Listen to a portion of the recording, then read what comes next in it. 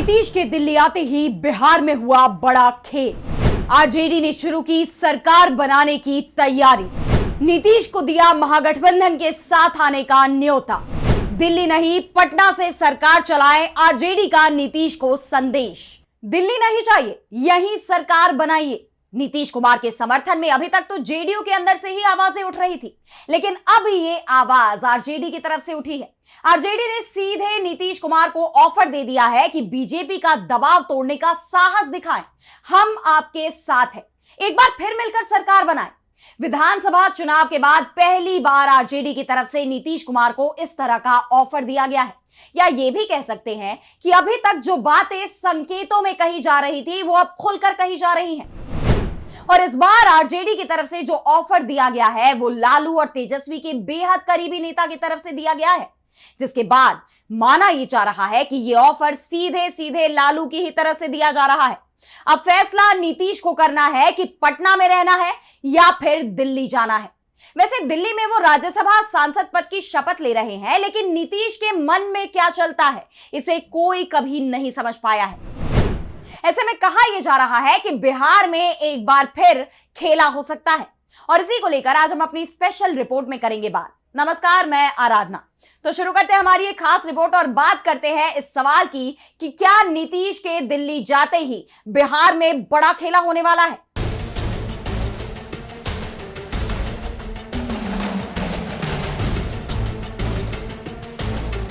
तो बीजेपी के नेता दावा कर रहे हैं कि नीतीश कुमार 13 अप्रैल को सीएम पद से इस्तीफा दे रहे हैं और इसके 2 दिन बाद बीजेपी का सीएम बनेगा। 15 अप्रैल को नई सरकार का शपथ ग्रहण होगा, लेकिन एक डर यह भी बना हुआ है कि कहीं नीतीश पलट तो नहीं जाएंगे, क्योंकि नीतीश कुमार का सियासी इतिहास रहा है अपनी कुर्सी बचाने के लिए वो कभी भी पलट जाते हैं, और यही कारण है कि बीजेपी बेहद सतर्क है। नीतीश के करीब अपने खास लोगों को तैनात किया गया है। नीतीश को दिल्ली लाया गया है और दिल्ली में भी बीजेपी हाईकमान के साथ नीतीश का मेल मिलाप चल रहा है। पूरी कोशिश हो रही है कि नीतीश कुमार को पलटने का मौका ही नहीं दिया जाए, लेकिन जैसे ही लालू यादव की पार्टी की तरफ से नीतीश कुमार को सीएम पद पर बने रहने का प्रस्ताव मिला, पटना से लेकर दिल्ली तक हड़कंप मच गया है, क्योंकि एमएलसी पद से इस्तीफा देने के बावजूद नीतीश कुमार के पास 6 महीने तक का वक्त है। वो 6 महीने सीएम पद पर बने रह सकते हैं। वैसे दावे तो ये किए जा रहे हैं कि 6 दिन में बिहार में नई सरकार बनने वाली है, नीतीश कुमार इस्तीफा देने वाले हैं, लेकिन सियासत में एक एक दिन बहुत कीमती होता है। ऐसे में 15 अप्रैल तक बीजेपी की धड़कनें बढ़ी रहेंगी, क्योंकि आरजेडी सुप्रीमो लालू यादव के करीबी और तेजस्वी यादव के प्रमुख रणनीतिकार विधायक और राजद के प्रधान महासचिव रणविजय साहू की तरफ से नीतीश कुमार को संदेश दे दिया गया है, जिसमें कहा गया है कि बीजेपी के दबाव में सीएम पद नहीं छोड़िए।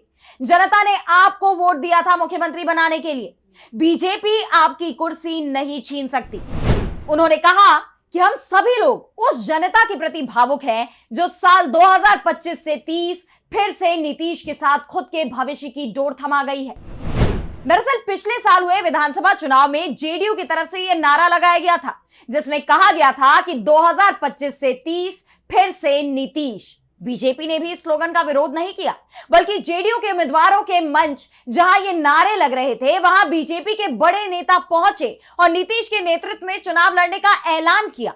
और अब इसी ऐलान की याद आरजेडी की तरफ से नीतीश कुमार को दिलाई जा रही है। आरजेडी महासचिव का कहना है कि जेडीयू ने नीतीश के लिए वोट मांगा, पूरे 5 साल के लिए वोट मांगा था, और जनता ने भी 202 सीटें जिताकर बिहार को बेहतरी के लिए नीतीश कुमार के हाथ 2030 तक के लिए सौंपा। अब जनता ने जब नीतीश कुमार को 5 सालों का मैंडेट दिया है, तो ये लगभग 3 माह में ही विदाई क्यों? ये तो मैंडेट का अपमान है। आखिर ऐसा क्या है कि भाजपा नीतीश कुमार को जबरदस्ती दिल्ली पैक कर रही है?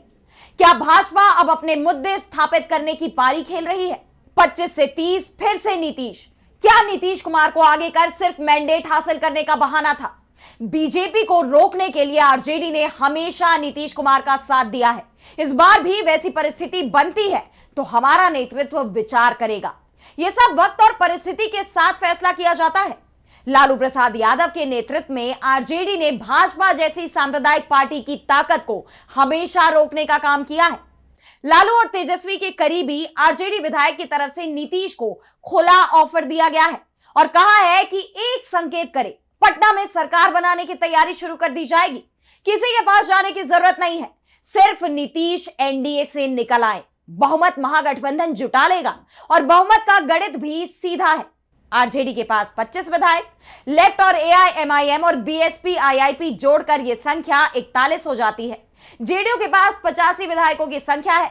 अगर जेडीयू महागठबंधन के साथ आता है तब महागठबंधन के साथ 126 विधायक होंगे, जो बहुमत के लिए जरूरी 122 विधायकों की संख्या से ज्यादा होंगे। यानी फैसला नीतीश कुमार को करना है और अगर वो ये फैसला अभी लेंगे तो बिहार में बीजेपी का सीएम बनाने का सपना टूट जाएगा और अगर वो देरी से भी फैसला लेते हैं तब भी महागठबंधन की सरकार बन जाएगी, लेकिन बीजेपी को तोड़फोड़ का मौका मिल जाएगा।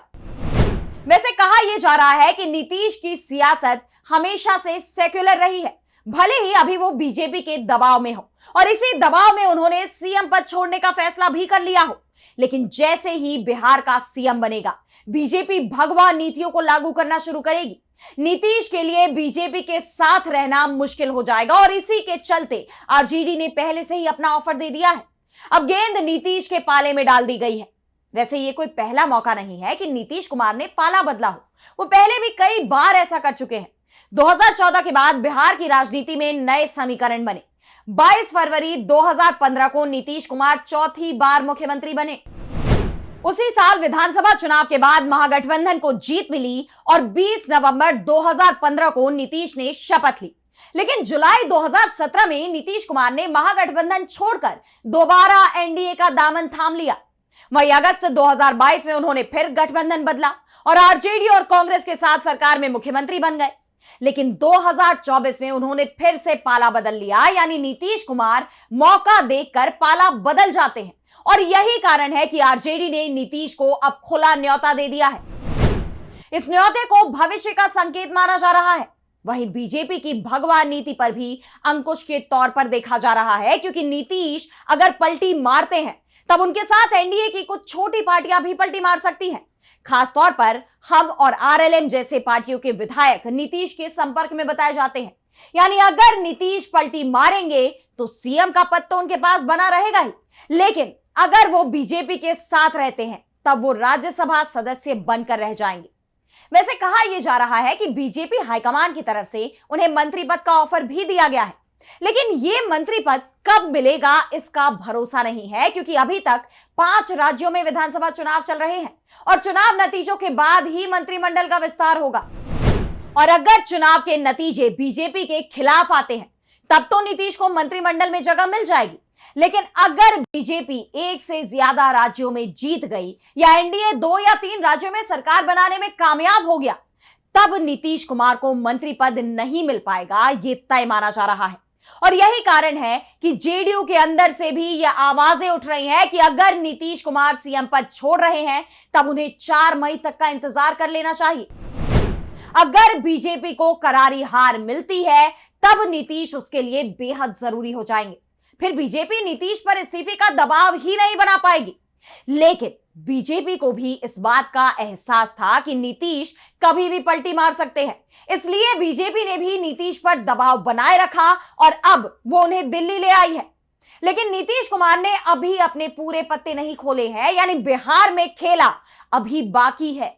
नीतीश कुमार कुछ बड़ा कर सकते हैं और इसके संकेत जेडीयू के प्रवक्ता नीरज कुमार दे भी चुके हैं। तो बिहार में आगे क्या होता है इससे हम आपको रूबरू करवाएंगे, लेकिन फिलहाल आज स्पेशल रिपोर्ट में इतना ही। कैसी लगी आपको रिपोर्ट हमें कमेंट सेक्शन में बताइए और अगर आपको रिपोर्ट पसंद आई तो वीडियो को लाइक करना ना भूलें और चैनल को सब्सक्राइब कर ले।